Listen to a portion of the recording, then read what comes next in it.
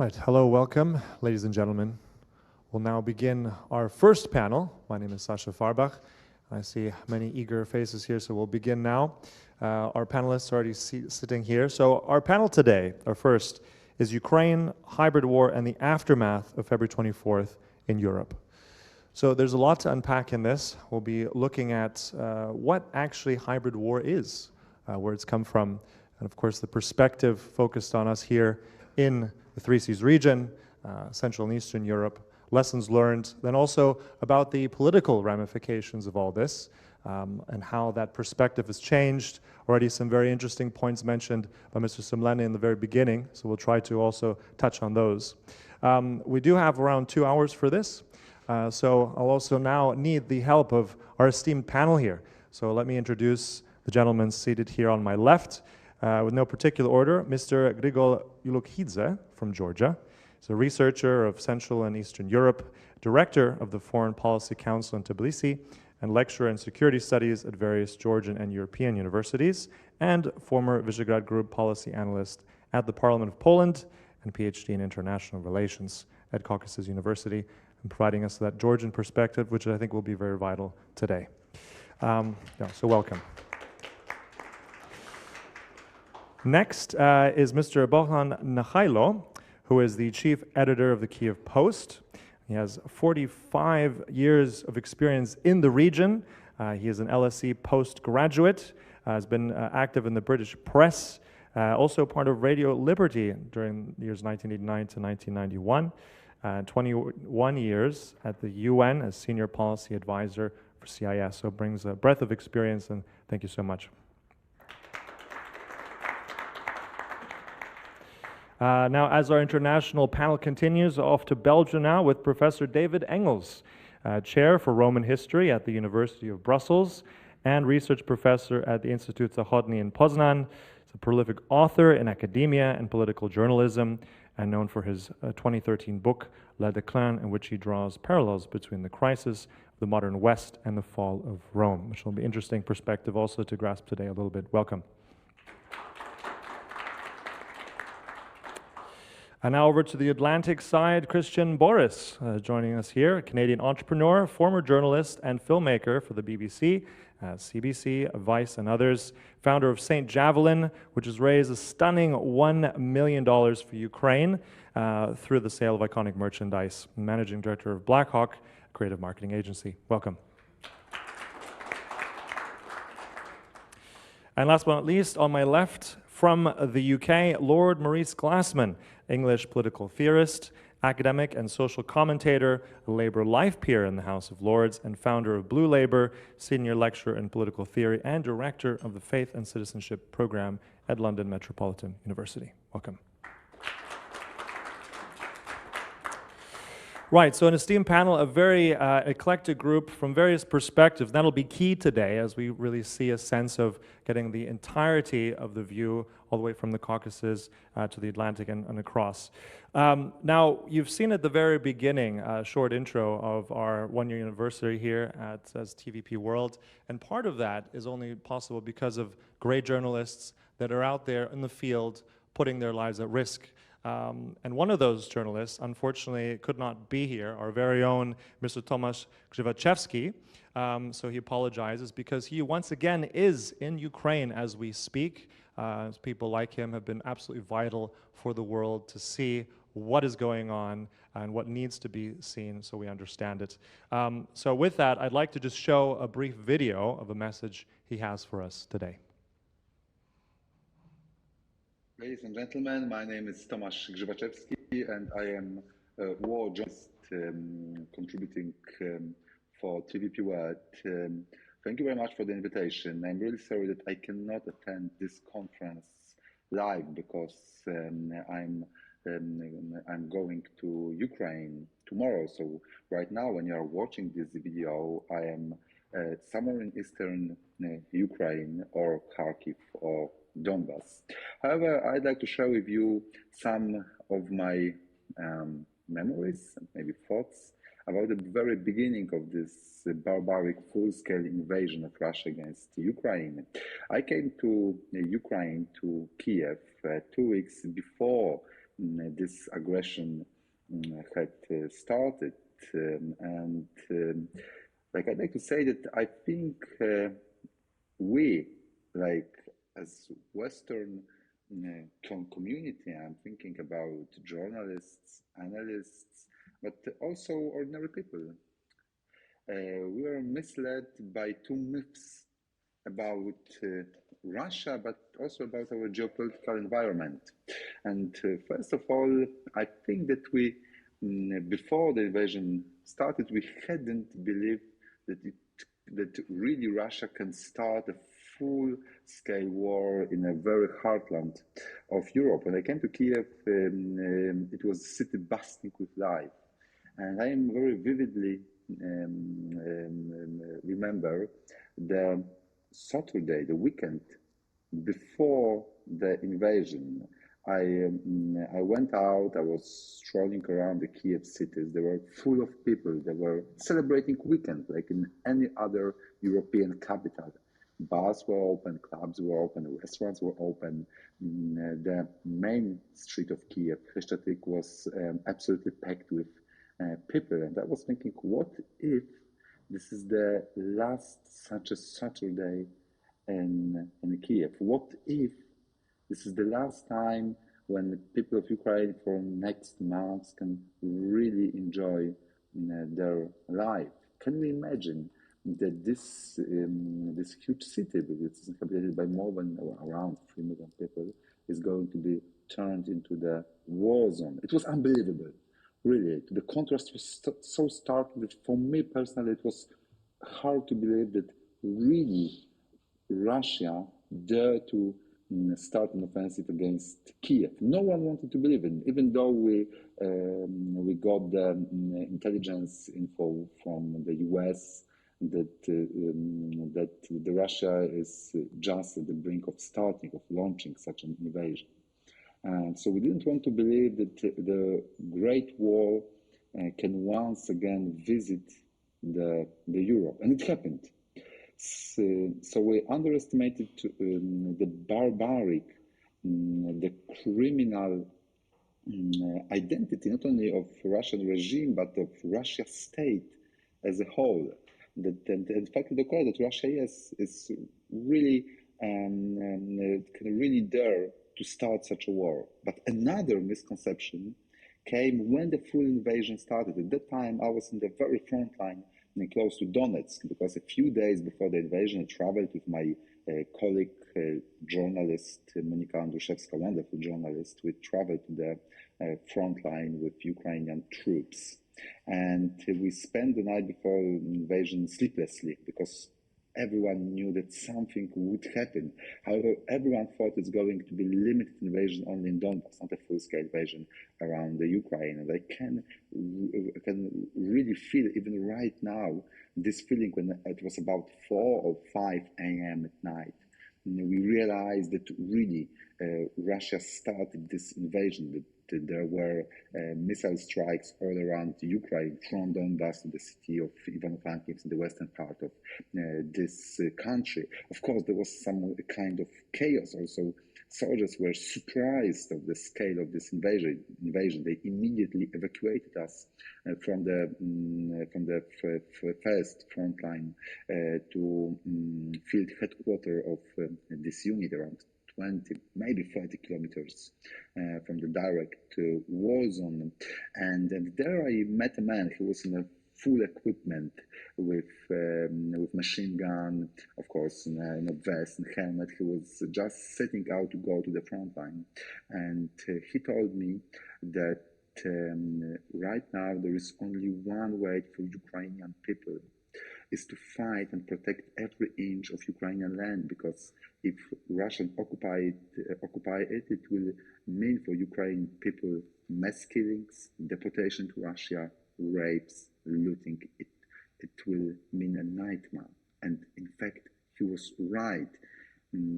Everywhere where Russian forces managed to get, we observed war crimes on massive scale. We are observing the genocide that is right now being committed by Russia against Ukrainian nation. But what was astonishing was the determination of this soldier to protect the land, even though almost everyone was sure that if Russia started the full-scale invasion, it would mean the occupation of Ukraine, at least its eastern part. And this was another misconception. All of us, we believe that Russian army is like unstoppable. It's like godlike. It can't be defeated. So we were intimidated by Russian power. And finally, it turned out that this is the myth, that Russian army can be beaten on the field. That Ukrainian people proved that they are extremely courageous and they are determined enough, of course, with the support from Western countries, to fight and to win with Russian army. So these are these two lessons that I would like to share with you. First of all, is that Russia, in fact, is ready to commit the most horrifying deeds and crimes. It's ready to commit a genocide. It is absolutely a criminal state that is totally out of modern Western international security system. It's absolutely out of Western values, humanitarian values. But the second lesson is that Russia can be defeated. We can do it together. Ukrainian soldiers are right now dying in the front line, close to Kherson, close to Zaporozhye, in Bakhmut. They are fighting for their, but also our freedom, and they can prevail. We can beat Russia. We have to start believing in the myth of unstoppable Russian criminal state. Russia can be beaten, and we can achieve it together. Thank you very much for your attention. I wish you a good conference. Right. Well, we know he's out there right now getting us the latest. I want to just come back on what Tomasz just said. We'll start with you, Bogdan, because you represent here a bit of that Ukrainian perspective. These 2 points that he alluded to here, these 2 lessons, what do you make of them in terms of that we can beat Russia?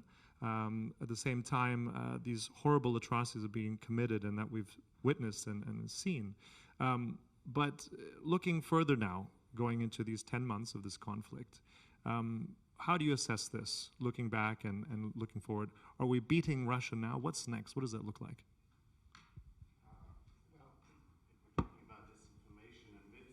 If you can use the microphone, please. Hello. If we're talking about myths and disinformation, one of the great myths of the 20th century has been the unbeatable Russia. And please remember, it was Poland with some Ukrainian support that stopped the Bolsheviks at the miracle on the Wisla. Remember also that 2014, the plan of the Russians then was not just to take part of Donbass, but to take most of eastern Ukraine. They were stopped, and part of that territory was won back. Unfortunately, Ukraine's so-called supporters in Berlin and Paris, through the Normandy format, ensured that the conflict remained frozen so as not to further antagonize, annoy Mr. Putin and Russian feeling. And therefore, we had this frozen conflict for a long time. Ukrainians were appealing for not just NATO membership, EU membership, but for arms. And increasingly, as the threat of a new attack appeared, they were pleading with the West to help close the skies, to forestall the sorts of terrible missile attacks that have been happening, and what seemed initially in February, March, that the Russians had obliterated the Ukrainian Air Force and could do what they wanted from the air. So this myth has been there for a long time. The Ukrainians can't do it by themselves, and they are fighting heroically. but fortunately they have the strong shoulder of Poland, the Baltic states, America, Britain, and others, Canada, and others have fallen into line. Even Germany, look at the game change in mentality in Berlin and in France in recent months, when you have people like the president of Germany admitting they were wrong. Steinmeier and his plans basically serving the Russian narrative only a few years back, or Macron and his predecessor. So Russia is beatable. Turning to the second question, the cost is horrific, the suffering is great, but a war of this intensity cannot be over in a few weeks and in a few months. World War II lasted for how long? And the suffering and destruction was immense. But victory to the right side came eventually. And I think what we have to remember is that the Russians have always played on the one hand, this guilt feeling that was alluded to by our speaker this morning in Germany and elsewhere, that they suffered the most, the Russians, but they are imposing siege of Leningrad-like conditions on Ukraine today, and they minimize the fact of how many millions of Ukrainians, ethnic Ukrainians, Jews, Belarusians, and others perished. 2.6 million Ukrainians were taken to Germany for forced labor. Just think of that, 2.6 million, my mother among them, right? That's why I was born in Britain. So to answer that second question, yes, it's a daunting task to withstand. But now that the West seems to be more or less fully behind, Ukraine knows that it's not alone and that it can do it and will do it. But of course, throwing out another issue for the discussion is, how do we attain, what do we do with victory when it comes? The immense costs of restoring, of recovering, of renewing that country, of integrating it into Europe is daunting. We're talking of $1 trillion, pounds, dollars at least to get this done, much more than the Marshall Plan involved. And my final point as opening again, referring to the speaker before us who set the scene out so eloquently, we are seeing a transformation, a transfiguration, if you want, of Europe. It began with Brexit, with Britain going out of Europe and assuming a much more autonomous and forceful foreign policy and standing up for principles and values. We're seeing Belarus revolting in its peaceful, quiet, civilized way and being hit over the head, suppressed so brutally. And that is an ongoing situation. If Ukraine, and when Ukraine triumphs, along with its allies, the rest of Eastern Europe will fall into place. The natural boundaries resulting from the unfinished business of 1918 will be on the Russian, Ukrainian, Belarusian borders. And I'll stop there. That's probably enough for an opening statement. Thank you. Thank you so much. Interesting, you mentioned also the miracle on the Wisła in 1920. Also another thing that I think illustrates very much the point of how much this region has not received its significant attention, but at the same time it has always been there to promote and push great, fantastic Western values, and that's often forgotten. And now I think as we had the tragedy of the Second World War begin here, as you mentioned, in 1939, we have now a similar tragedy and something terrible happening here, but this time it's different. At least that's what we hope. I'll just add a footnote. I mean, just a footnote. For Ukrainians, they compare what's happening to 1240 to the Mongol invasion. They see the Russian behavior and destruction of everything from infrastructure to cultural monuments as barbaric, if not more barbaric, than what happened in 1240. Indeed.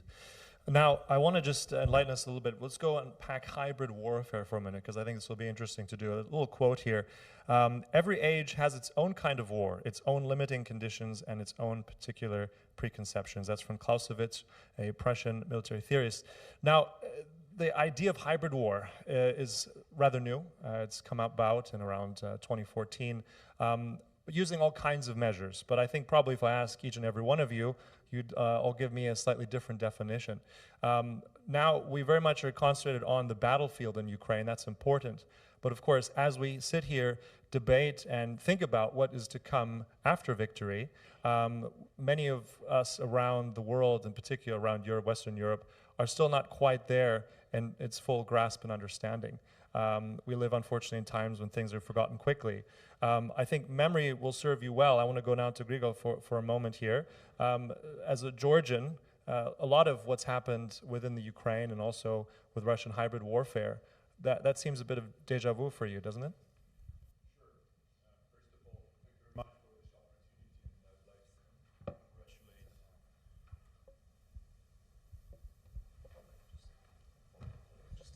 Hello. Yeah. So first of all, thank you very much for this opportunity. I'd like to congratulate on the first anniversary of the TVP World, which is becoming the leading English language television, not only in Eastern, but in the central and western part of Europe.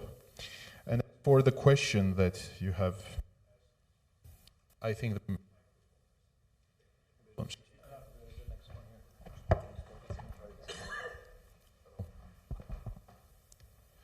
So, of course, it's not the first time of the case when Russia is using hybrid methods against the country, because I remember quite well the war in Georgia 2008 when the Kremlin tried to conquer Tbilisi, but several elements played an important role in saving Georgia from total annexation. And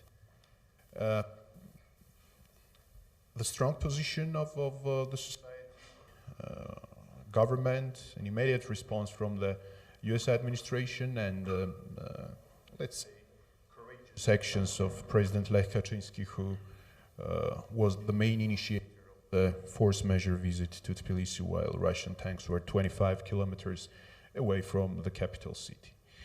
Well, since then many things have changed in international relations, security architecture, global challenges, and systemic approaches.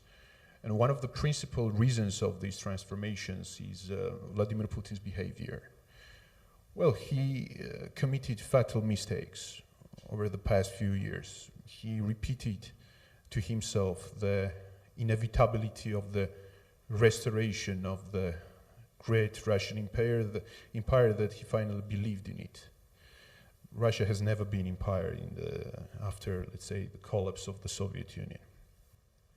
And when on February 24, 2022, the Moscow started a so-called military operation, the global political system has reshaped once again. He wanted less NATO. Right now he got 2 more member states along with Russia's border. NATO's effectiveness and necessity are no longer in doubt. The EU began to look for alternative energy resources. Even Vladimir Putin's most ardent supporters began to criticize his actions and his decisions. Countries from the regions, from the traditional interests of the Russian Federation, I mean the Central Asia, South Caucasus, Black Sea Basin, are trying to gain from this political momentum and decrease the influence of the Russian Federation. The intellectual elite of Russia is fleeing the country, and I can say it from my personal experience because more than 200,000 Russians fled the Russian Federation, and right now are in Georgia. That's another let's say, challenge for the national security of Georgia. And the credibility of the Collective Security Treaty Organization is under, let's say, doubt, is at its lowest level, and etc., etc. And right now, one of the main tasks of the Russian Federation in Moscow is to hide ongoing troubles, especially military and economic, and once again demonstrate the image of unbeatable Russia. In this direction, the main instrument is propaganda. And it has two dimensions, internal and external.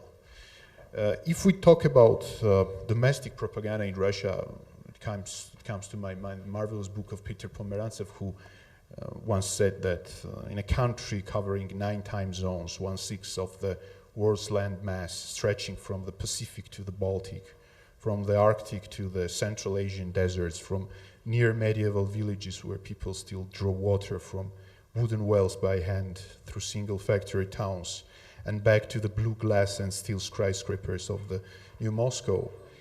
TV is the only force that can unify and rule and bind this country.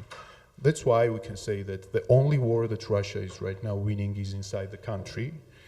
And if Russia's propagandistic machine had said on February 24, we are going to save Ukrainians from the invasion of the Martians, I'm pretty sure that the most Russians would have believed in it. But that is, I would not say that the Russian domestic market from this point of view is less appealing for us right now. For this informational war, Kremlin propaganda and its disinformation machine are prepared quite well. In comparison to the Russo-Georgian conflict, Moscow now has more experience in misinformation dissemination and undermining activities.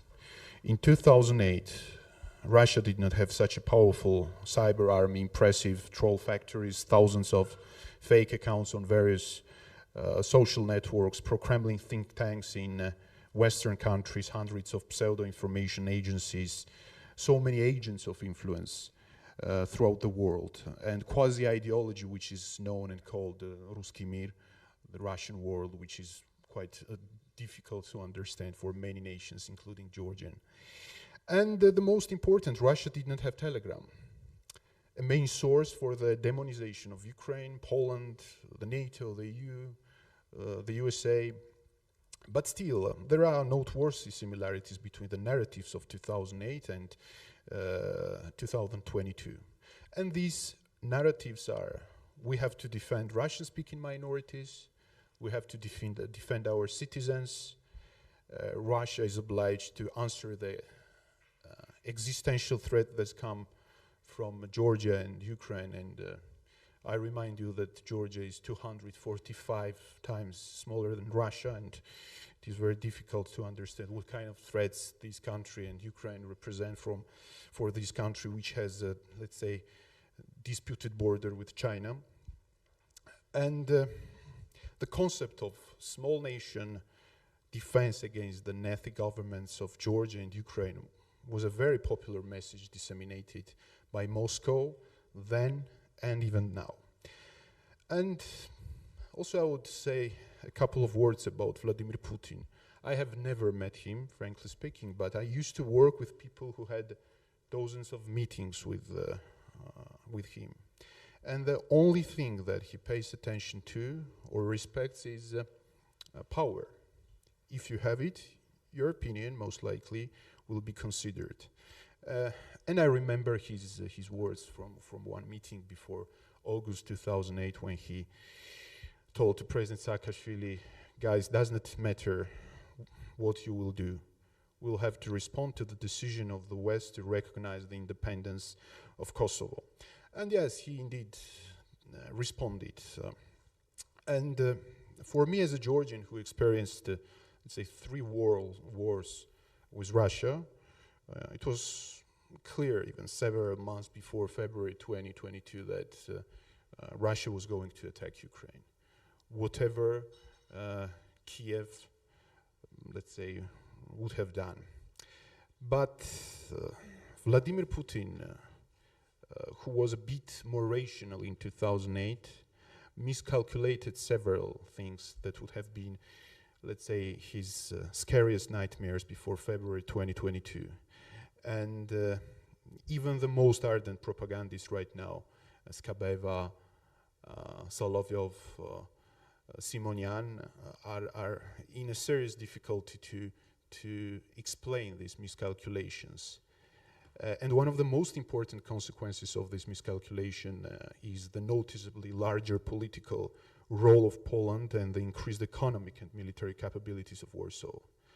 And frankly speaking, this is the ideal scenario for not only Poles, but also for Georgians, for Ukrainians, for Moldovans and other Eastern European nations, because in this scenario, and in this case, those Western European countries that are still asking us, Georgians, Ukrainians, to make territorial concessions to save Putin's face, will have less impact on our future and security.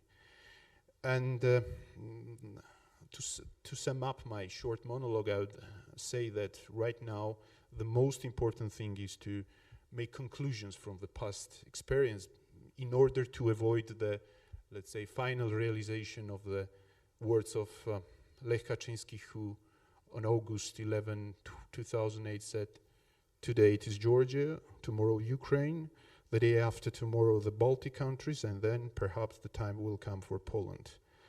Let's do everything to avoid this. Thank you. Thank you.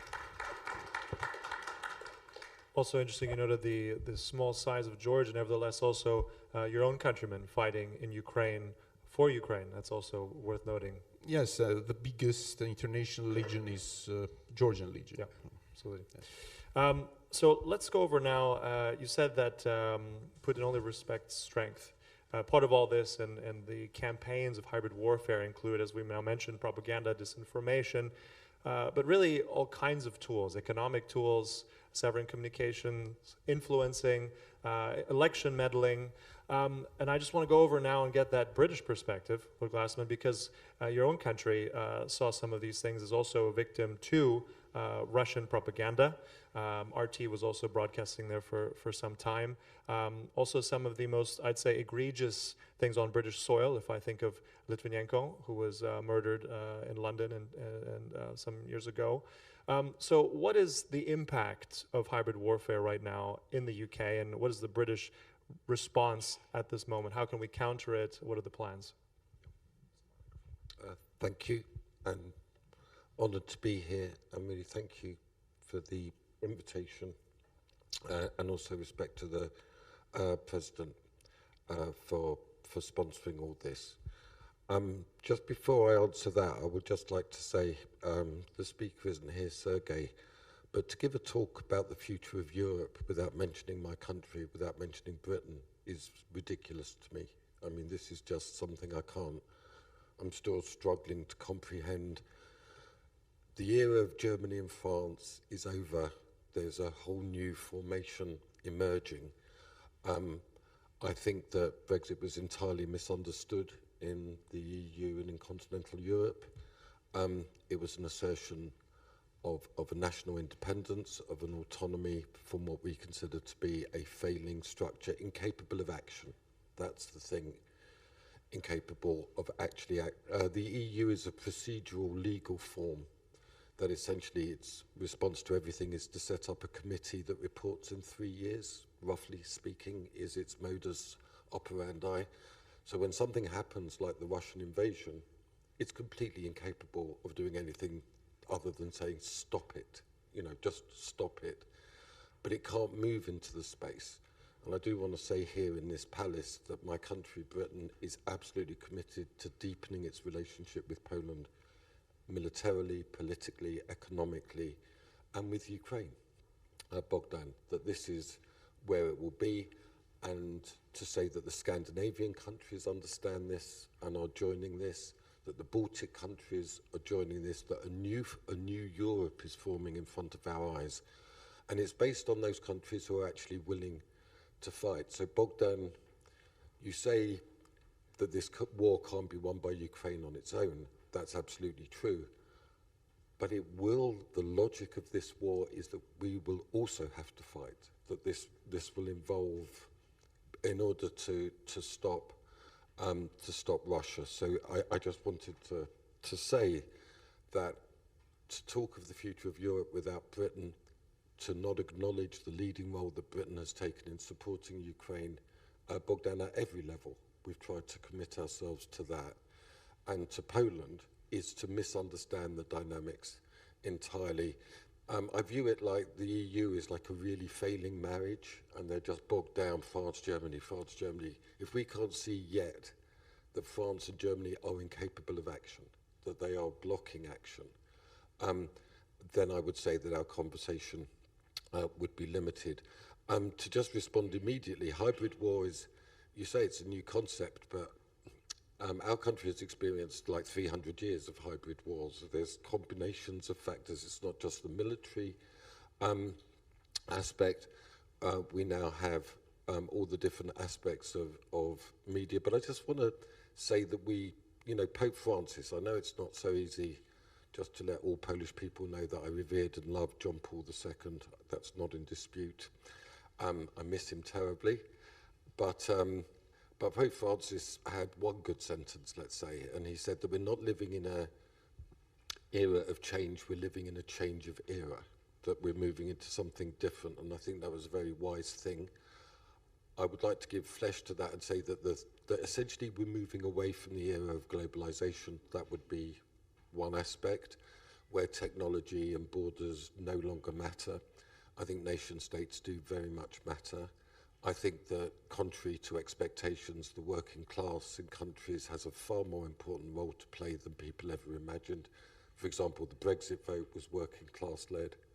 The election of the last government in my country was working class led. And the abandoned places, we think that the future is just Warsaw, Krakow, New York, London. Remember New York, London, Paris, Munich? Everybody's talking about pop music. That era, thank God, is over. And I hope the music of that period is also over, and that it's the abandoned places. This war is being fought in small towns, and the people of those towns are resisting and organising their own militias in those towns. That's the front line, and so I just want to say that that's the aspect of the new era is immensely important. And I would also like to say that Grigol was completely right now to move to the hybrid war.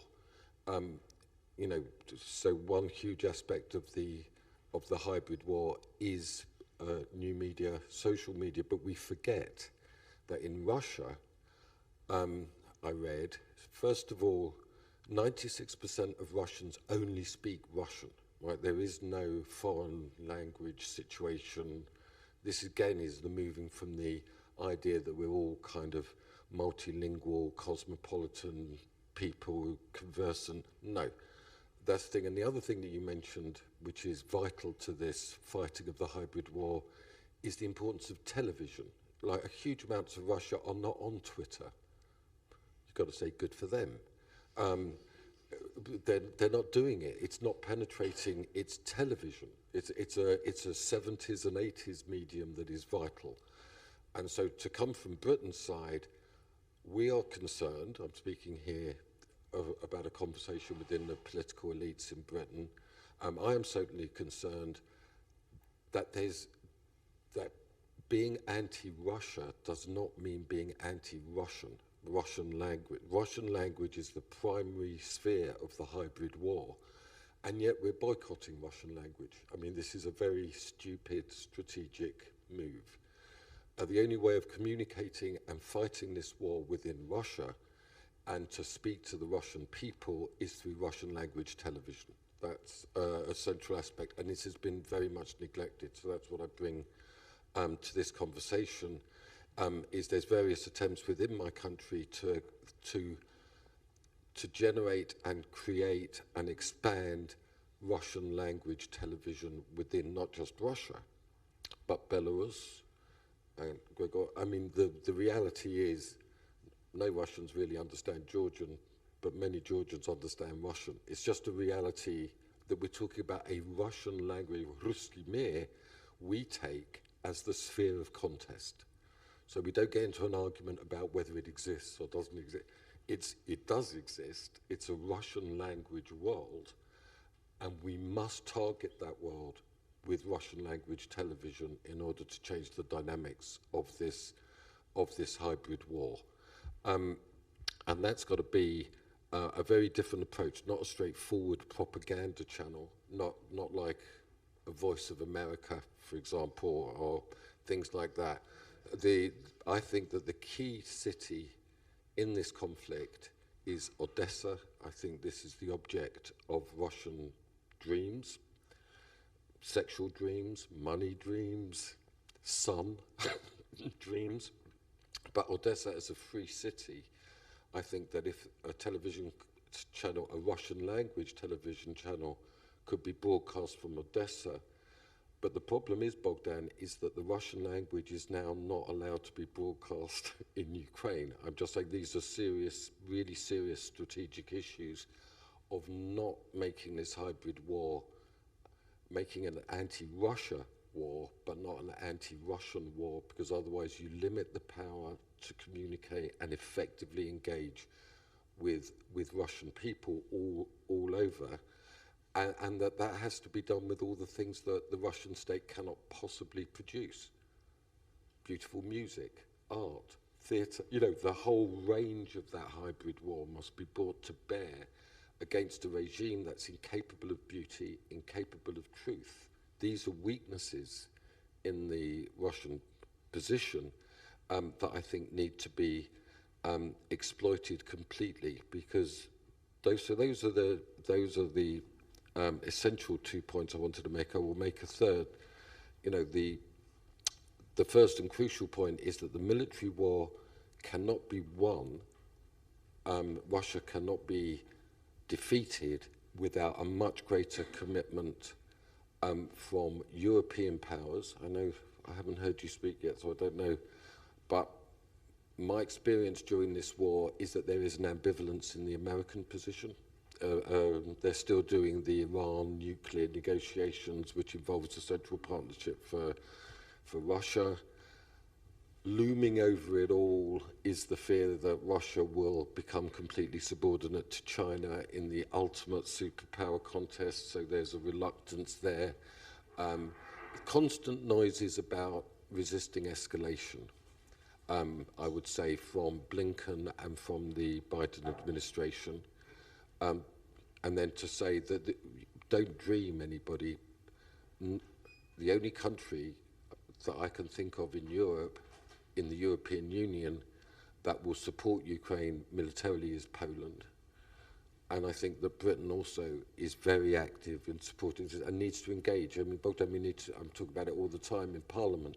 We need to get the British Navy into the Black Sea to challenge the blockade, to actually act, to move in.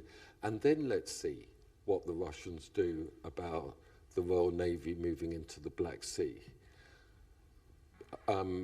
I just bring reports that we are really actively want to do that. But in order to do that, there has to be a much more intense political alliance outside the framework of the EU. And that means Poland, Ukraine and Britain acting together in order to prosecute the actual war. The war is, what Putin reminded us, is action. He acted, and we need to act in response in a military way. I'm obviously deeply concerned because of my politics. You know, after the war in Western Europe, who were the key actors in the restoration of European society? Were trade unions, were social democratic and Christian democratic political parties to ban trade unions, to outlaw the workers' rights. These are conversations that we're going to have down the road about the nature of that reconstruction. So the first thing, you know, is that in order to win the military engagement, there has to be a new and active European coalition of those who are willing to fight, and that will change the constellation of Europe. And I think it will be fundamentally based on northern and Eastern European countries, and we have to act. I would love to do it in this palace in order, Bogdan, to bring that about. The second point is about this nature of the hybrid war, is that we're not fighting it effectively, is that there needs to be a much more strategic approach.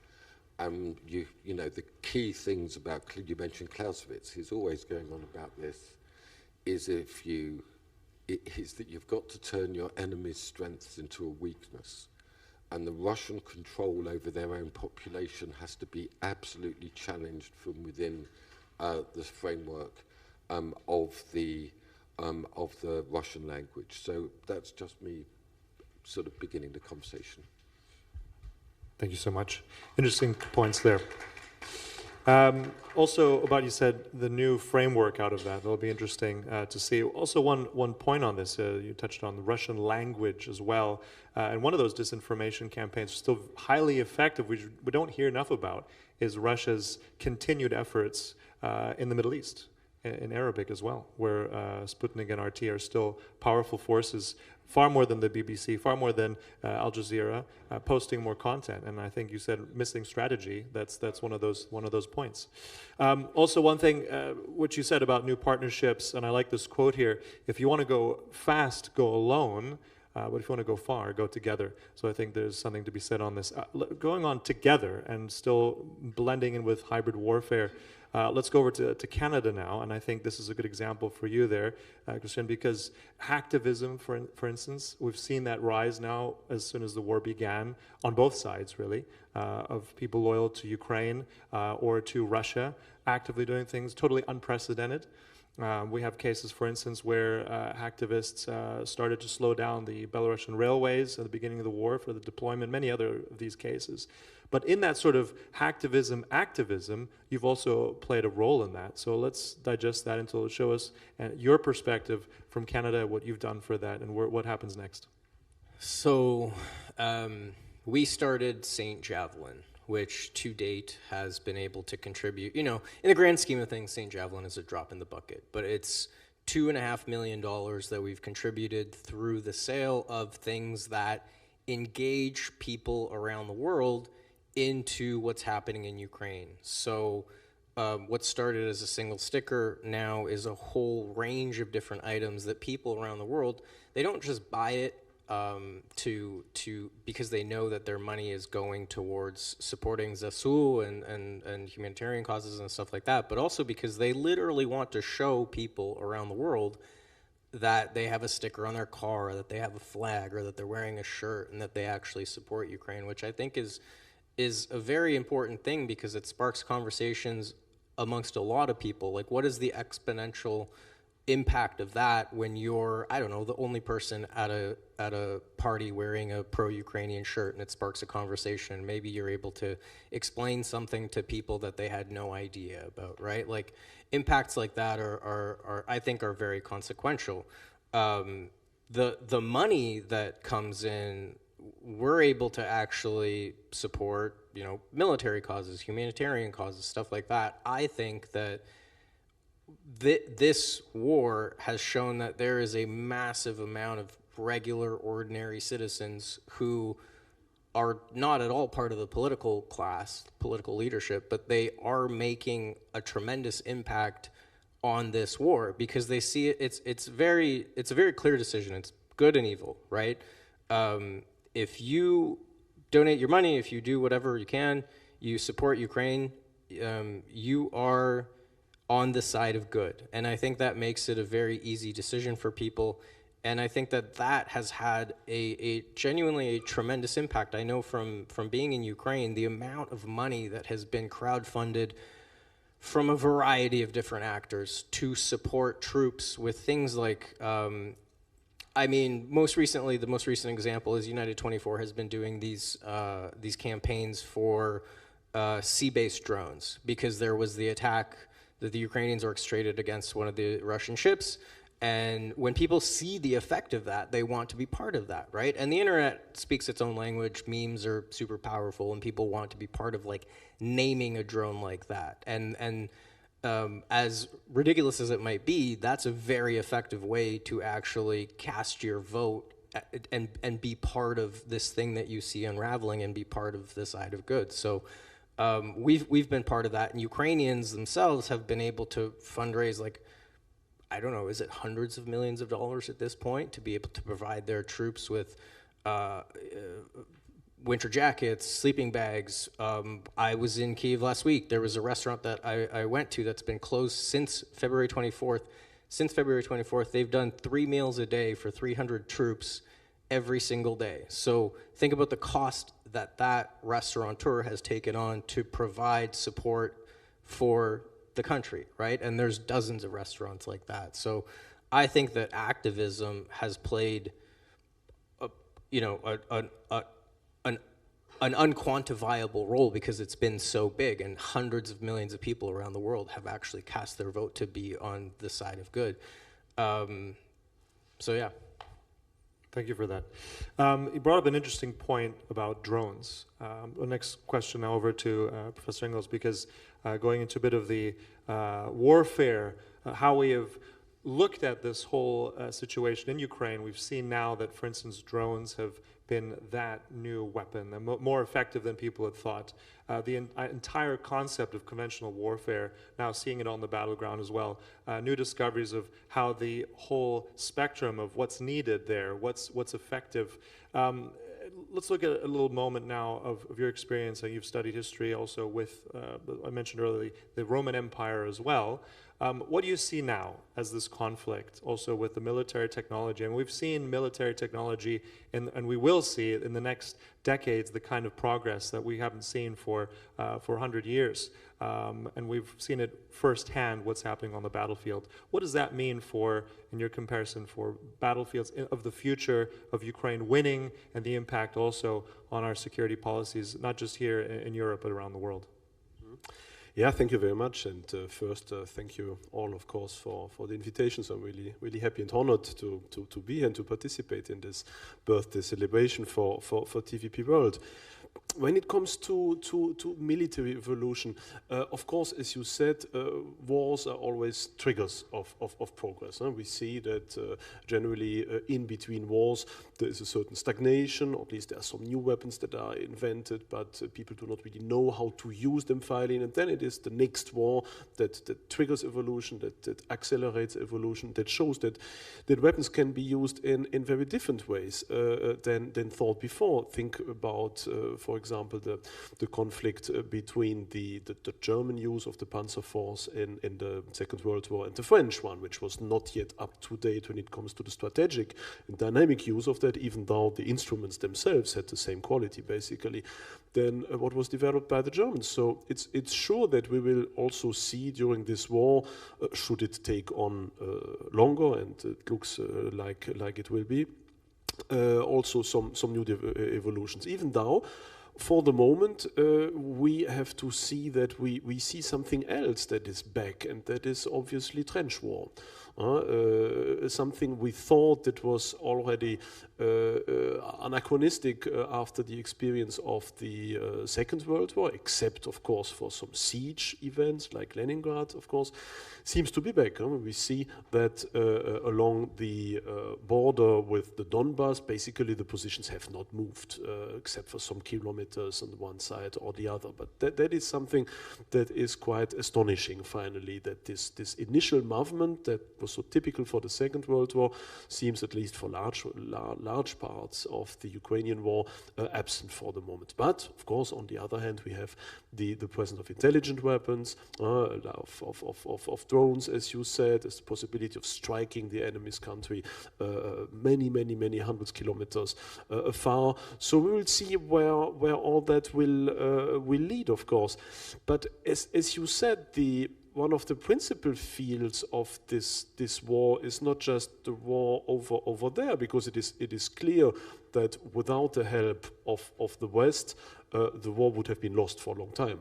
So the real battlefield, of course, is information war, it is hybrid war, it is ideology, it is propaganda. Without constant reminder why the West should help Ukraine, this war would have been over quite a long time. I mean, we are all astonished, amazed, and in admiration in front of the extraordinary resilience of the Ukrainian army. But let's face it, without a constant supply of highly qualified weapons and techniques from countries like Poland, of course, US, UK, and so forth, the Baltic countries, this war would be over. So that is the principal battlefield. And when it comes to that battlefield, we see that there is still a lot of progress to be done, at least when it comes to Western Europe. And I myself, as a Belgian, now living here in Poland, of course, I see a little bit what is happening in my own home country, but also in the other countries I know very well, that is France and Germany, as being a bilingual Belgian. Well, there's still a lot to be done because people do not really know very well that war. On the one hand, when we look at France, there seems to be a large indifference, I would say, an indifference that is mainly based on ignorance of the reality on the terrain. That seems to be very clearly that most people in France, for most of them, already Germany is Eastern Europe, is already quite far. Poland anywhere, and Ukraine, well, I'm not sure if many would even manage to place it on the map. So there is some form of ignorance, of disinterest in that war that is happening. That explains, of course, also in conjunction with the many inner problems that France is facing for the moment, that it is not really willing to engage itself emotionally also in that war. And then we have, of course, the situation in Germany, which is a little bit different because the Germans know much better, of course, where Ukraine is situated and have another vision on the geostrategic conditions. But Germany, that could and should be somehow one of the leading powers of the European Union when it comes to defend its identity, its borders, its values, and so forth, is failing very clearly. Of course, we see there are some signals. You alluded to the German president's explanations that yes, Germany did do obviously some errors in appreciating the situation in Russia, but these are assertions between clenched teeth and that are not really going very far. So the question is, of course, what is happening in Germany? The media, of course, in Germany are to a large extent very sympathetic when it comes to Ukraine. That is a fact. I would say that most of the media are certainly on the side of Ukraine, and are even trying to push the government farther into the direction of the support. But still, in general, we see in Germany this idea, as we heard also at the beginning of this conference, that somehow the experience of the Second World War is reduced to the war between the Nazis and the Soviet Union. Basically, that is what reminds that and the Holocaust, in a sense.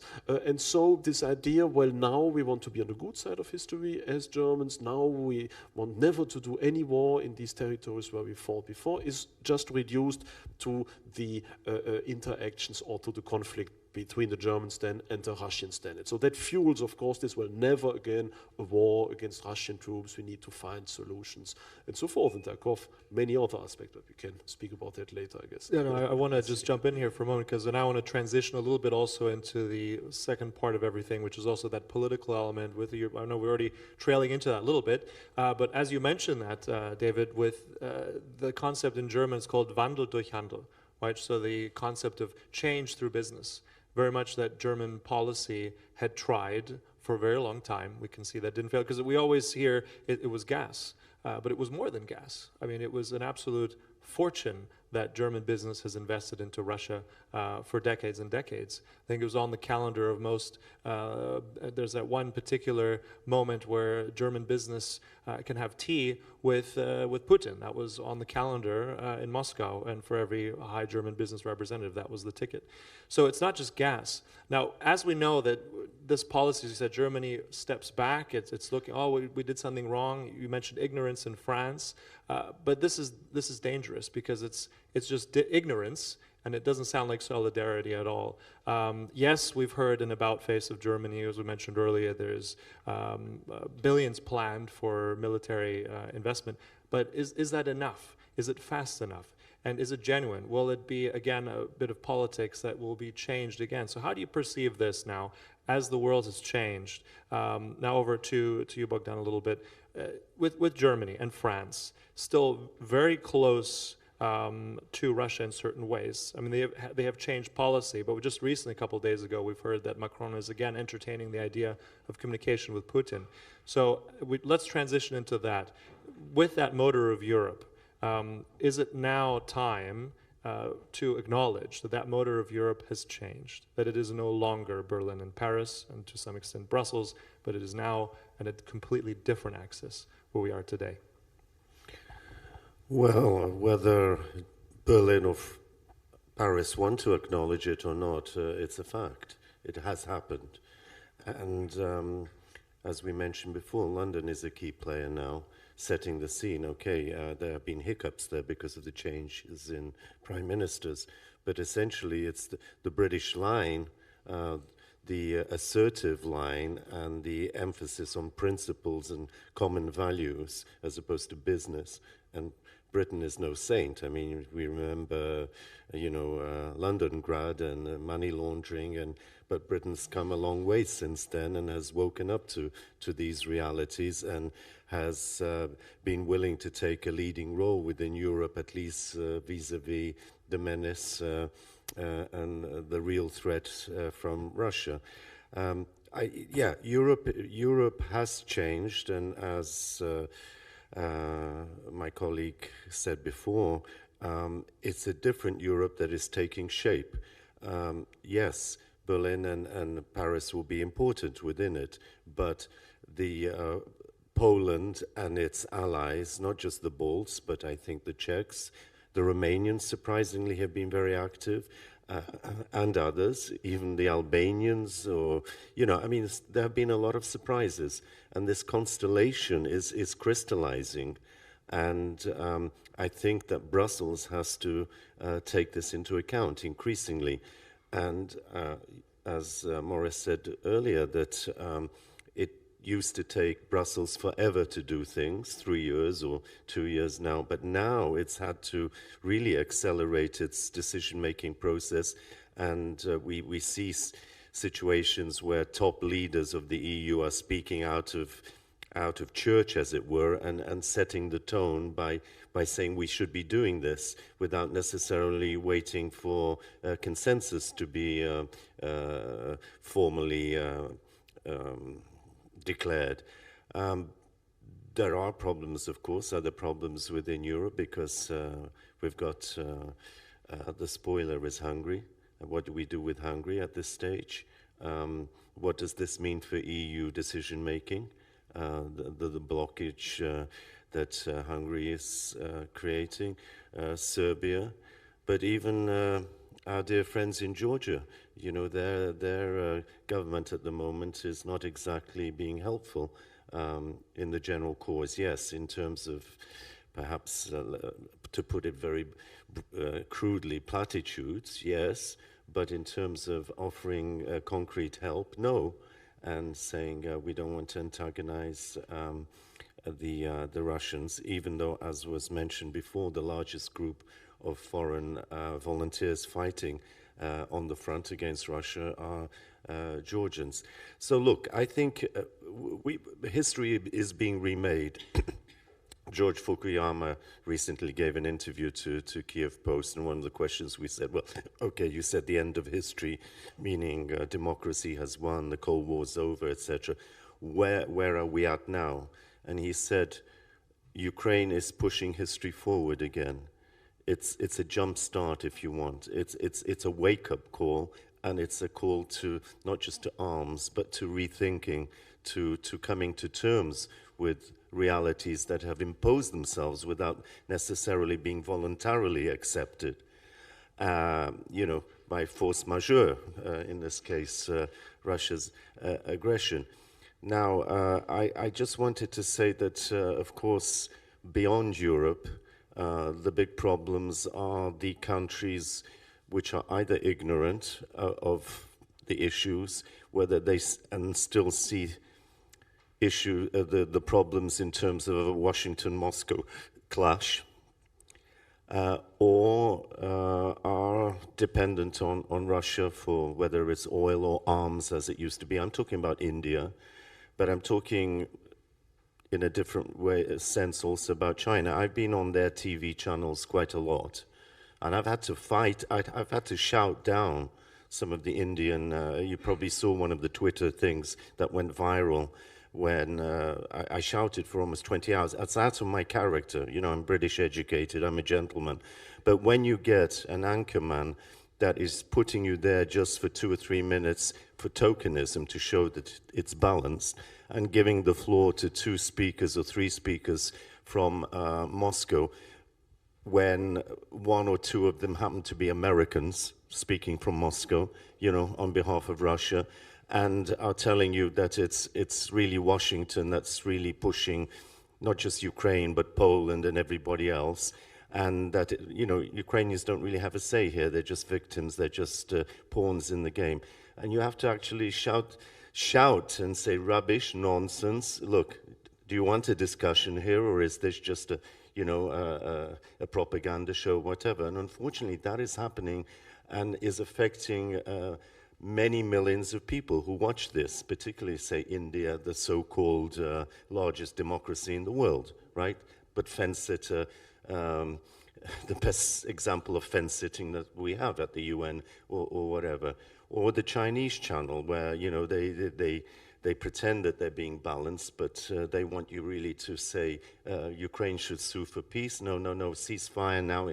But isn't that what Ukraine wants? Isn't this what the population wants? You say, no, we're not going to settle for, you know, 25% of the country or 20% being occupied and just freezing it there just because it's convenient for you. I mean, I say to the Indians, I say, look, if one day you woke up and China had fired missiles at your cities, you'd be screaming for help to the outside world. And why can't you understand that the Ukrainians have been doing this since February, or were doing this in February? Or if you know, you're dependent on Russian arms because you've got your thing with Pakistan, but why aren't you acting as on principle in the United Nations, for instance, where you could take a lead? Anyway, it's a long story, it's complicated, but I think that this terrible war with Russia is having a catalytic effect. It's reshaping the shape of things to come, as it were. And I think we you know, if we persevere, hold out, win, we will be in a better place, and things will be put in their place in a more proper manner in the future. Thank you. Shape of things to come. Let's go on also this concept which alluded to in the very beginning about Westsplaining, right? So this idea that the West has the authority to treat this region a certain way, certain things, they know it better, rather than really listening to the voice here that has been long suppressed and not taken seriously. And unfortunately, as we see in today's course of history and global events, that many of these voices here in this region, Poland and also in the Baltics and Ukraine, they were unfortunately proven right? We have new dynamic leaders in the Baltics, for instance, Estonian Prime Minister Kallas. We have also Lithuanian support, the former Prime Minister Kubilius, who's now co-authored this very powerful new thing in the European Parliament, which now that Russia is considered a state sponsor of terror. That would have not been conceivable a year ago. So this, again, this, as we alluded to now, this shift. So Westsplaining, right? And there are still those in the West, be that Germany, be that France, be that some forces of the United States, that still don't recognize that it's not just Ukraine, it's this entire region that deserves more, that deserves to be listened to. And also for our listeners and here to understand, I think it was Poland who had one of the very first modern constitutions. That's often forgotten, 6 months before the French Constitution.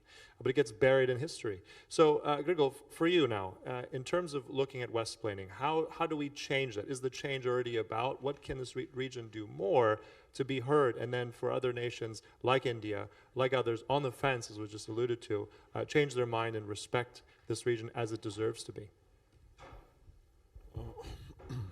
Well, Russia is actively investing in different regions. First of all, comes to mind Asian countries. Latin America, I remember when I was preparing my lecture at Buenos Aires University, I was asked about what topic you'd like to talk. My answer was the Russian propaganda. What does it mean, was their first question. It means that they have very superficial knowledge about the current state of affairs in Europe. That's why the, let's say, Spanish language edition of Russia Today RT is working very effectively in Latin America. The same things are happening in Asian countries. But still it is very, let's say, disappointing the passive position of some Western countries. Some Western countries who used to teach us, to Eastern Europeans, how to treat Russia, how to act with Russia, despite the fact that they have never had, let's say, common border with this country. What should be done? First of all, from this point of view, we have a huge success thanks to the strategic communication of Ukrainian authorities, support of Poland, Baltic countries, the United Kingdom, the USA, the voice of the western part of the society, and I mean the Western Europe. The point of view of Ukraine is much more visible in the world than of Russia. I'm not talking about some African countries where the local leaders and men are trying to benefit from this situation. And this strategic communication should be kept. And another important point is the blockage of the disinformation channels, especially via social networks. Because over the past 4 months, more than 100,000 fake accounts were created on Twitter, on Facebook, and the Russian point of view, which is something similar to two Orthodox nations are in war right now because of the United States, are quite popular trend. Also, I see as a researcher of the Russian propaganda and an analyst of hybrid operations, the mistakes that the Russian propaganda commits itself. They follow very, let's say, not rational line. I mean, their discourse sometimes is very different from each other. For example, the points of view of Solovyov, the main, let's say, the propagandist of the Russian television, is sometimes extremely different from the point of view of other propagandists. Apart from that, in case of strategic communication of Moscow, we saw several serious mistakes around the incident that took place in Przewodów in Poland. At the beginning, it was the fault of Americans. Then they underlined the fault of the Brits, and then they talked that it was the Ukrainian provocation. And at the end, they said that we have nothing in common with that. Also, I'd like to pay special attention to the fact that another huge problem that we face is the action of the Russians. Yes, the world has changed after the aggression of Moscow on Ukraine, and even the most skeptical countries like Paris, France, and Germany changed their position. But the position of Russians, most of them, stays unchangeable. Why? We are actively monitoring in our organization this influx of Russians, exodus, and right now, according to the most modest data, in Georgia there are about 200,000 Russians. And do you know how many mass demonstrations did they organize? 0, nothing. What we see in Berlin right now, Iranians gather to protest the situation in their country. In case of Russians, we don't see it. I don't know if even today the president of the Russian Federation becomes George Washington. I think that things not gonna change, because to my mind, the slavish obedience to certain concepts of the Russian Empire became the part of the national identity of Russians, who believe that there are spheres of influence, that there are the regions which should be the possession of the Russian Federation. And from this point of view, there is a huge job that should be done. Thank you. Thank you so much. I know that, Lord Glasman, you wanted to come in on this one, comment on what was just said here. And first of all, India's not on the fence. I mean, it's doubled its oil imports, literally doubled them. So I would say that they're even more firmly integrated into the Russian sphere. So it's more severe than that. And that it's just about this West thing. I mean, what is this? I mean, I hear it all the time. Ukraine wants to be a modern European nation, what, like Germany? You know, the Nazis had to be absolutely smashed for them to even pretend that they could be a modern European nation. They were just a bunch of murderers, really, for a long time. So this whole idea, I mean, Poland had to suffer with this. It's you who carry this. I mean, when the Solidarność movement emerged, I mean, we had no problem in England recognising this as the greatest political, theoretical organisation in Europe. I mean, it was Catholic, it was socialist, it was patriotic, it was democratic. But because you thought, you believed in something called the West, like, I couldn't believe that you accepted that the basis of Western Europe was a free market economy, that you did everything you could to fit into a free market. You privatized your industries. Germany never did that after the war. It had workers on the boards of companies. It had really statutory labor rights. So this thing about Westsplaining, I think, exists there is no West in this. I mean, for example, Britain, we're the most Western country. We left the European Union because we thought it was awful, anti-democratic, authoritarian in lots of ways, all the wrong kinds of legalism. So, I mean, the leadership of Europe now lies right here. You know, the leadership lies in the Central and Eastern European states, and we're kind of following that. Just to let you know, Gramsci said, I think it's important about, we're living in an interregnum. So the old is dead and the new cannot be born. There's a fraternization of opposites and all manner of morbid symptoms pertain. That's Western Europe right now. All manner of morbid symptoms, all manner, because there's no politics. There's no politics because you can't have politics, because it's against Lisbon and Maastricht to have any form of economic policy. You've got to do everything by So this is a hugely important thing that you have to assert leadership of the situation. And I think that to some extent the Polish state is doing this. And it's much more a conversation between equals that's going on, but it's who you're going to have the conversation with that I think is the really important thing. So I just want to say this, you know, taking lectures from France and Germany on democracy is a very weird thing for them to do. And it's a very weirder thing for you to listen, you know.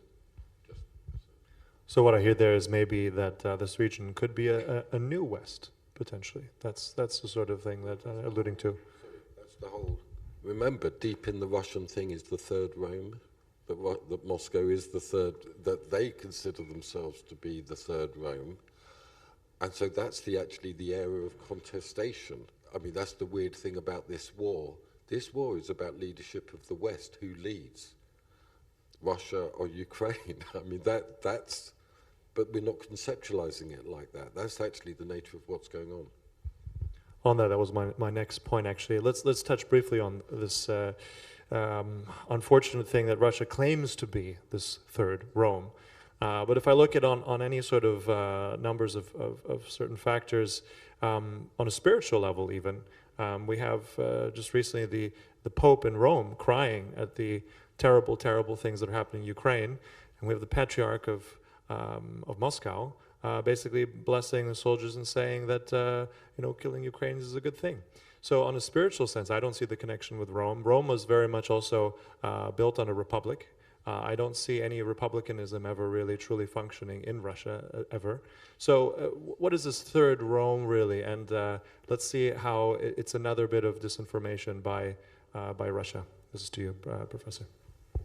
Yeah, well, I mean, this is of course a very old ideology that goes back for at least half a century in Moscow, and we can't go into the details of that. Of course, behind that is this idea that the Roman Empire in one way or the other will stand until the end of time, and as the Western Roman Empire did fall, as Byzantium did fall, then the natural heritage then lies somehow in Moscow as being the inheritor of Orthodox Christianity and so forth. And that's the ground. So it doesn't have much to do with Republican Roman virtues, but it is rather on the basis of this millenarist eschatological point of view. And it is still influential today, and I think that it is linked to something that the West doesn't really realize when it comes to Russia. Russia is not a nation. Russia is not a nation state. Russia cannot be a nation state, and it will never be a nation state. Russia needs to be seen as a civilization of its own. It is distinct from the West, exactly as China, as India, as the Muslim world is distinct from the West. Of course, there has been a small elite that has successfully taken over also many of the forms of Western European artistic languages, created many beautiful things and so forth, but we should start to take the Russians in intellectuals serious, and they are telling us for hundreds of years by now that no, they are not part of the West. If you read Dostoevsky, who's all the time quoted by Western Europeans as the example, it's something so beautiful like Dostoevsky's novels must show that somehow Russia is West. No, if we read Dostoevsky already, we see this claim of no, we are something different. We have a difficult relationship to the West, but we are a civilization apart. And this civilization is not based on a nation-state concept. It is based on an imperial concept. That is why regardless of whether now it is a Tsar, it is a Bolshevist dictator, or it is now a so-called president, the root of Russian ideology is an imperial one.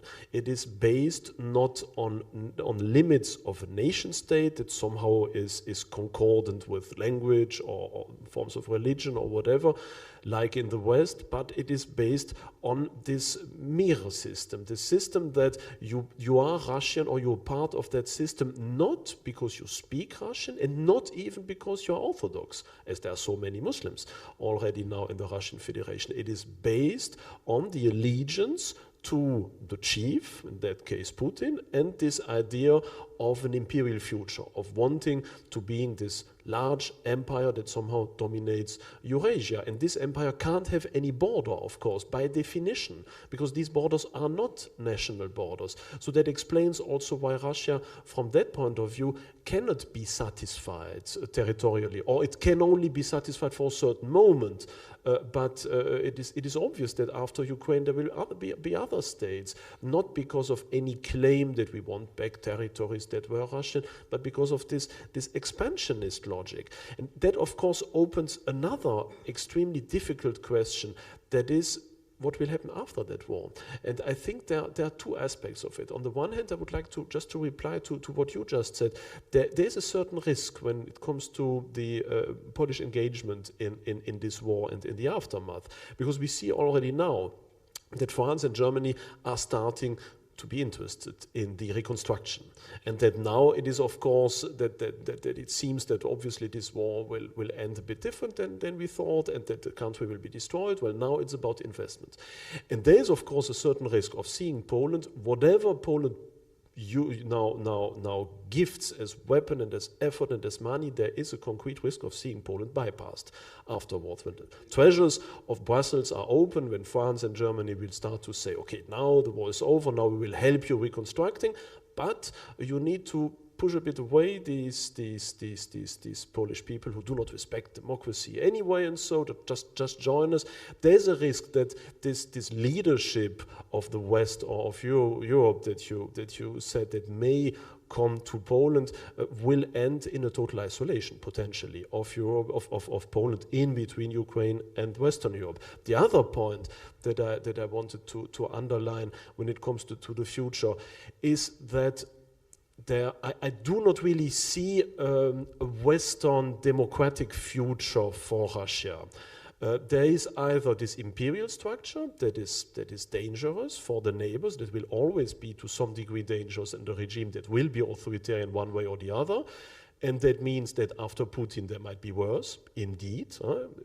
That is one possibility.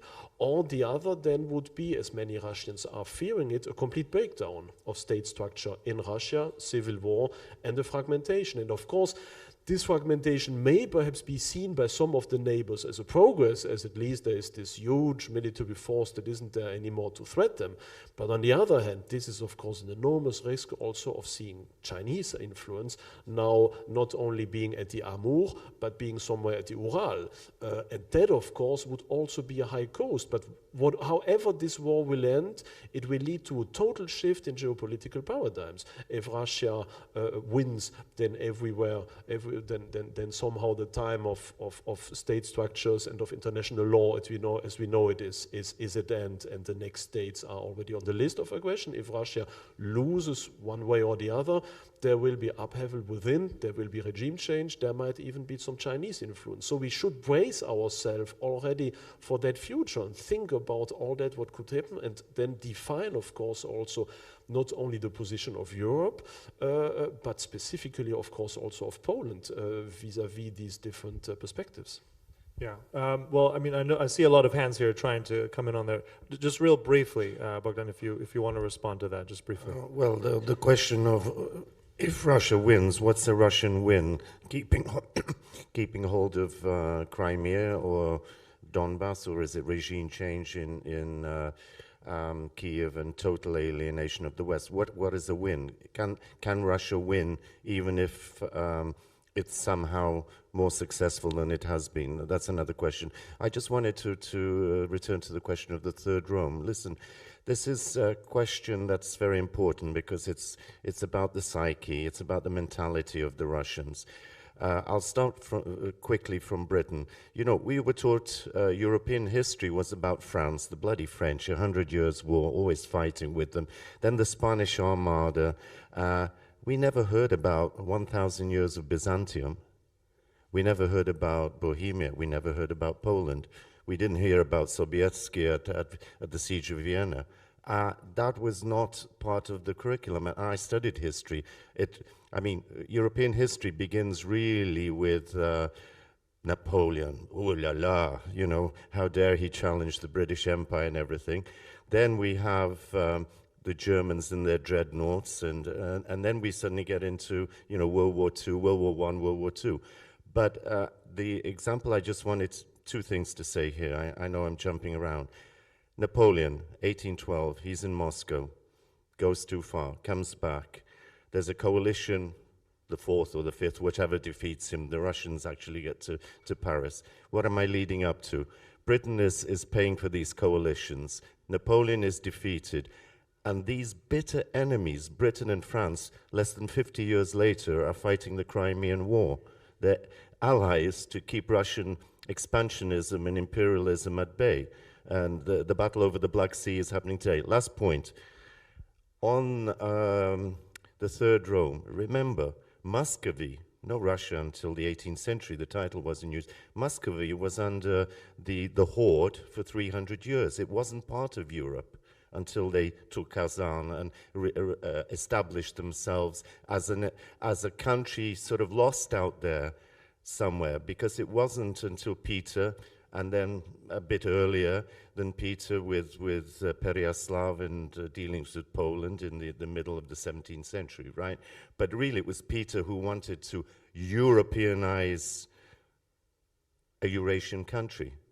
And that tradition of the Oriental despotism has remained together with the notion of a strong leader, a Tsar, and whatever. They needed the Third Rome idea when Constantinople was taken to show their link to civilization in the West, to Christianity.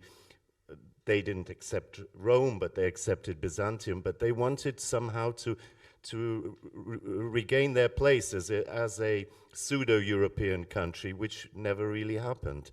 So democracy, how many years of democracy have there been? How many months of democracy? 1917, a few months, 2 or 3 years under Yeltsin, maybe a few more that's not really enough to form a political culture. based on democracy and to get rid of imperialism. So, you know, the Third Rome is more than just what we think. It alludes to the mindset that it hides, at the end of the day, an inferiority complex, that we weren't part of Europe, and who are we? We want to be accepted, and the only way we can be accepted is through military might and show that, you know, we have a huge army or we have atomic weapons.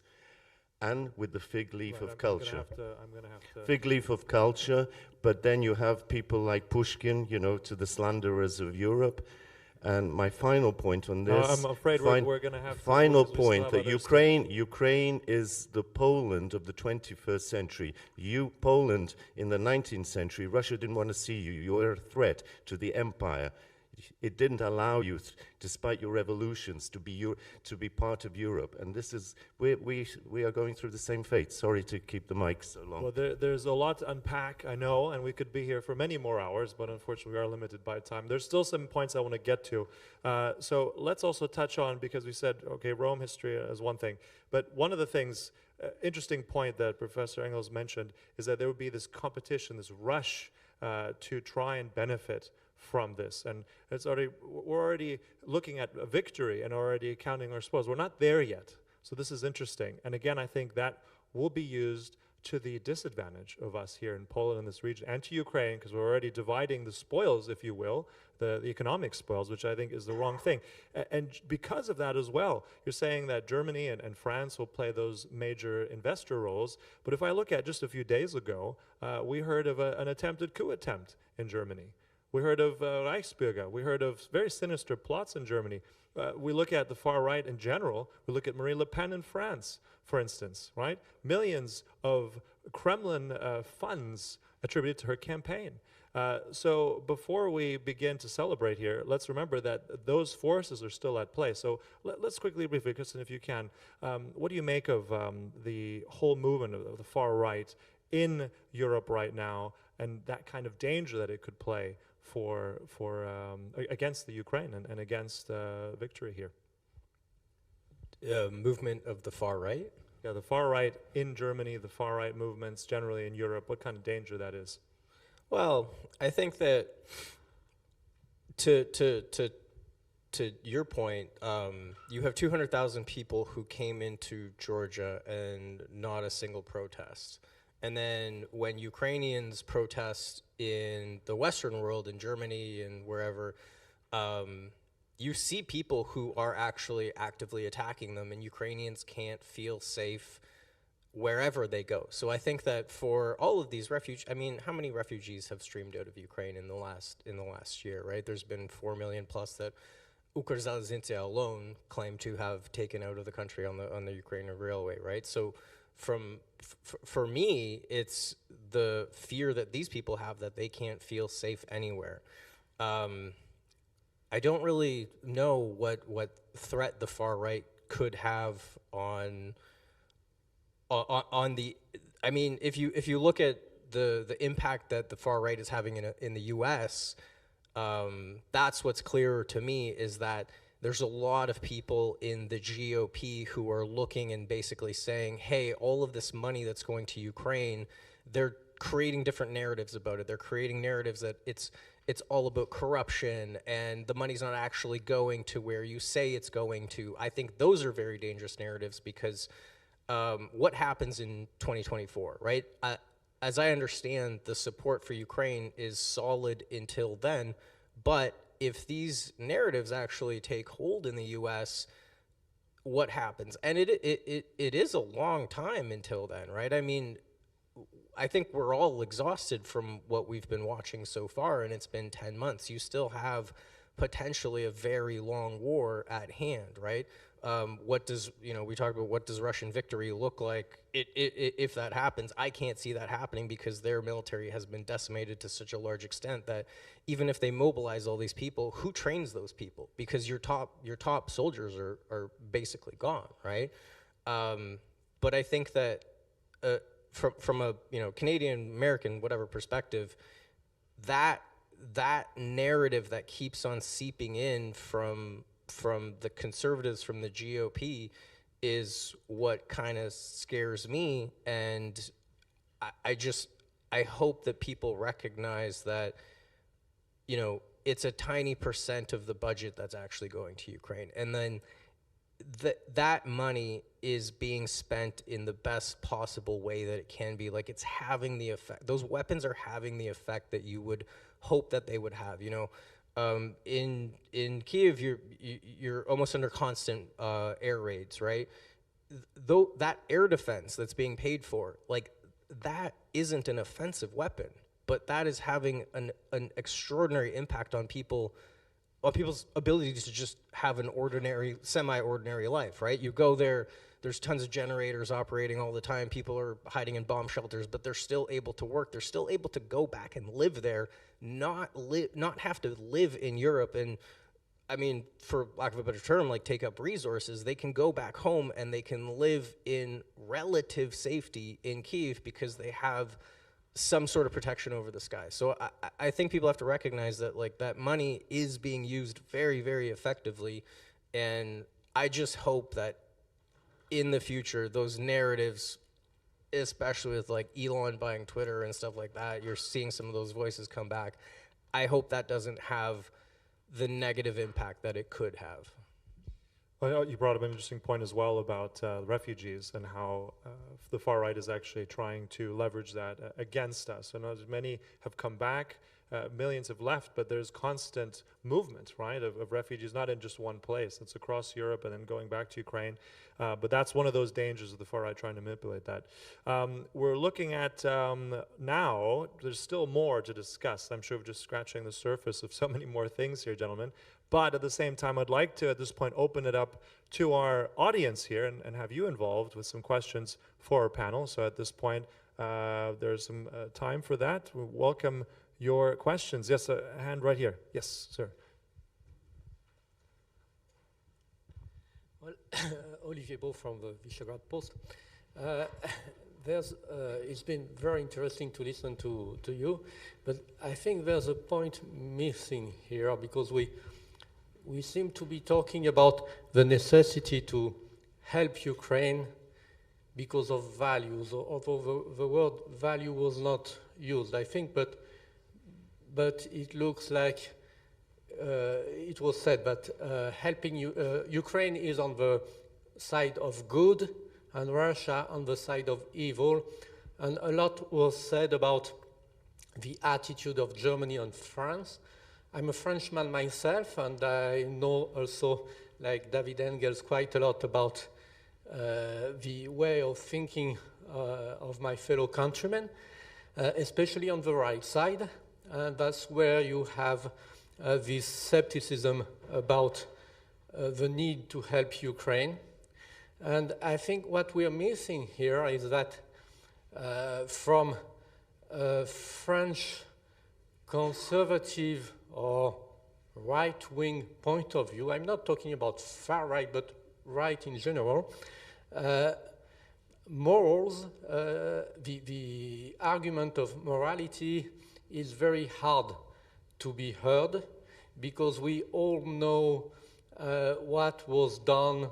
Well, I could give a few examples, but the way France attacked Libya, bombed Libya in 2011, and what is the situation now. We know that the French, the British, and the US helped jihadi groups against Assad in Syria. I'm not saying Assad is a good man, but the people we were helping were not good either. Those who are a little older remember that France was supporting the brutal war, World War I style war of Iraq against Iran in the 80s. So we remember Kosovo, when NATO helped change borders, national borders in Europe for the first time after World War II. So this moral argument is very hard to be heard.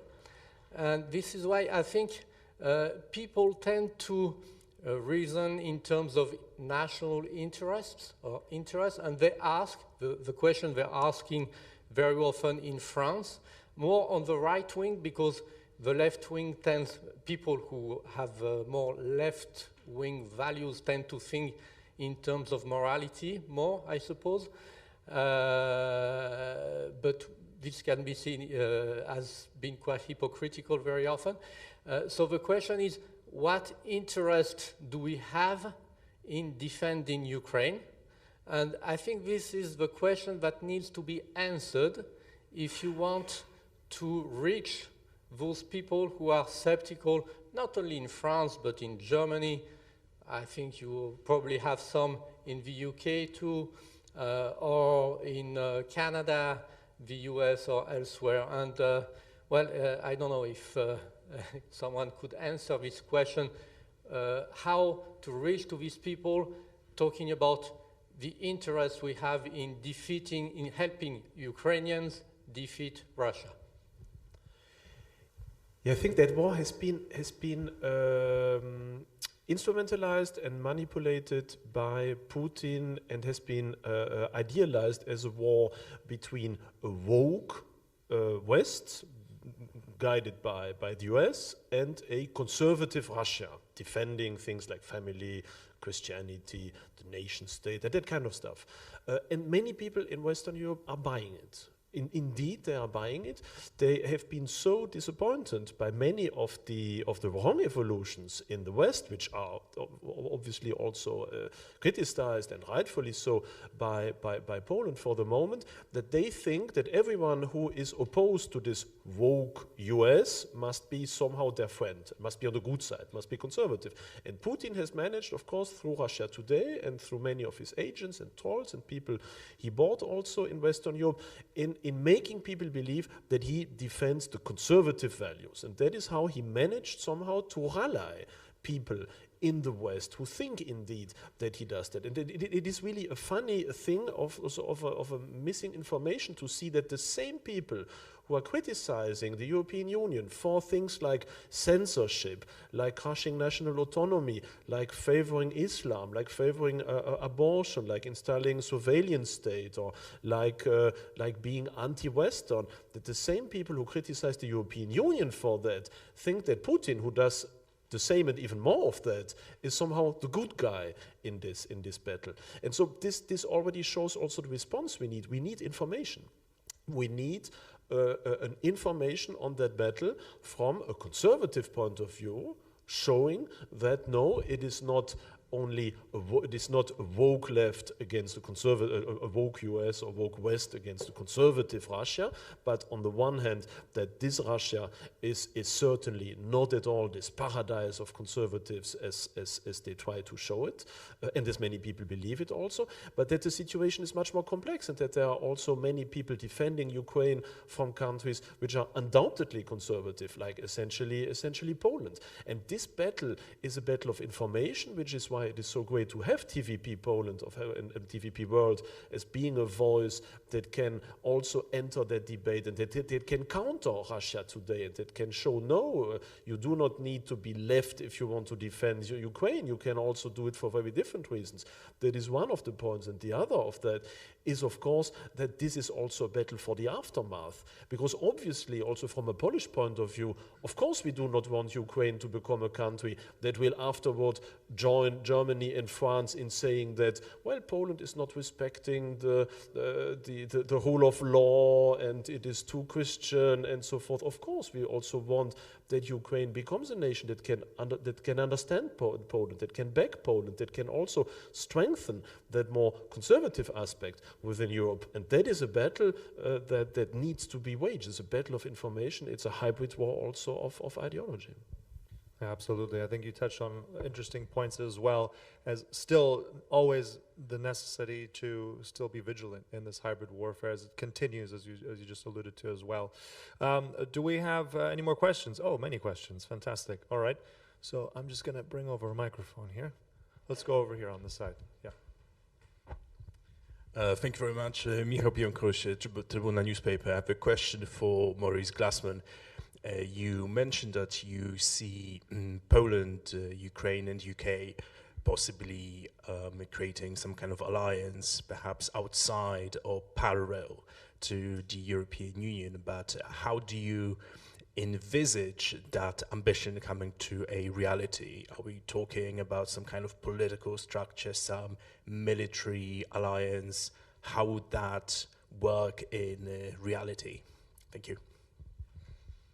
Well, that's the thing about wars. I just want to, before I do that, just address this question of interests which are fundamental. So obviously France and Germany would have fundamental interests in Ukrainian reconstruction, but they have no interest in this war. This war is just damaging. This is the issue that you confront. Whereas in Britain, we see our interests as absolutely lying here, that we can build new alliances with younger and growing countries is central. So this is just a matter of political imagination. You know, in what way is Poland constrained absolutely by its membership of the EU in relation to forming military alliances to prosecute this war? You don't know. But what I'm saying is you don't know. And given the weaknesses now of France and Germany in terms of their leadership of the EU, given the utter indifference of the rest of Southern Europe to the war, then the issue of how to resist the Russian invasion, how to actually prosecute the war, you know, is the fundamental one, but it can't be limited to the military, is what I'm saying, is that there are forces in Polish society that are trying to articulate about farmers and workers in ways that hasn't been done since probably the Solidarity movement. Is the EU in itself a satisfactory arrangement? So there needs to be some courage from Poland in pushing the boundaries of what is and what it. But I think the war focuses that issue. And how can it be done? It has to be done by direct national negotiations. I mean, this is also the case that the military alliance would be outside NATO. I mean, you can't, I mean, Germany is in NATO, France is in, they're not going to. To what extent can there be new alliances within these frameworks that open up the space for the necessary action that needs to be taken in order to win this war? And what will happen there, Bogdan, is what I'm saying. Polish leadership is absolutely vital. And then, Bogdan, the formation of a Ukrainian leadership that is capable not of being a colonized country looking to the West for its liberation, but actively constructing coalitions in its interests. I mean, I think there has been a moralization of the war. You know, some terrible things are going on. This good and evil thing is not going to work, is not going to capture quite what that is all about. But it's the interests, and the interests fundamentally are not being conquered by a foreign power and being subordinated to that power. That's a fundamental interest. But that doesn't pertain to France. So I think you're right just to say, I haven't heard anything within Germany and France that could speak to the interests. All that's happening is they're losing influence and losing position. And so I don't think it's possible to articulate an interest-based argument in either France or Germany for actively supporting Ukraine. Can I just add a few words?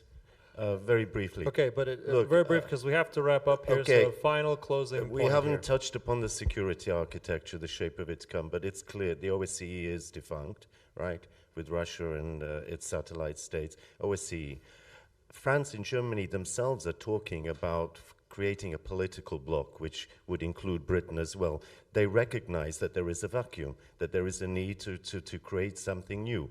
We see in Eastern and Central Europe various groupings that could form the basis of a new coalition. And as you alluded to yourself, with the interest of, say, Finland, Sweden, others, Britain, that could be the core. Gentlemen, indeed, many points to unpack here, and I know I'm loving that there is interest here, which shows again how this kind of fora is exactly this vehicle of discourse and interesting debate. things to be said at lunchtime. I want to thank each and every one of you for this really interesting panel. There's more to discuss, as we said, but thank you so much for your insights, each and every one of you, and thank you for those interesting questions. We can't get to all of them, but of course, at this point, I want to invite everyone to a well-earned, well-deserved lunch break, and also for those who would like it, a tour of the palace. But before we do that, if we can just take a quick, brief photo op, and then we will conclude. Yeah. Thank you very much. Just a quick organizer note. The photo will be taken at the main hall entrance, just on the left side. And if you kindly asking you to follow me for a commemorative photo. Thank you. Thank you so much.